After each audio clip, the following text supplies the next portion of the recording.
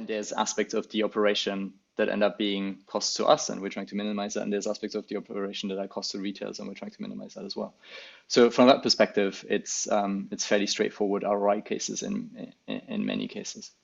I think as you say, kind of the growing demand is always a little bit more challenging.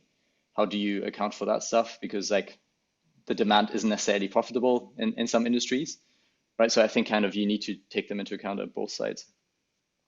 Um, and then also there's like kind of cookie cutter applications of machine learning where you know the technology is going to work, and then there's just a simple ROI calculation. But then there are these other applications where we have to try. It's true R&D, right? We have to try. We have to make this investment. We believe that it could work or it will work, but we don't know that it will. That's so often the case in a kind of more exploratory data analysis, right? That you have to put the investment in with no guaranteed success. Is that something you encounter a lot, or? Yeah, so I think there's definitely certain areas that we know will always be important to us, right? And therefore it's easy to invest into that thing. So we know that we have a massive amount of products and we want to make sure that customers find them as quickly as possible. So kind of investing into broadly product discovery always makes sense.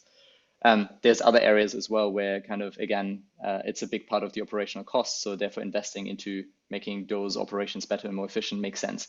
We might sometimes not know what the right approach to it is, but we will generally know that there's value to be gained there. And so we will maybe at the beginning invest a little bit, try and see, okay, which ones out of these different approaches make sense. And then as we kind of narrow it down on a more promising approach, we can then scale up the investment into that space. Yeah, that makes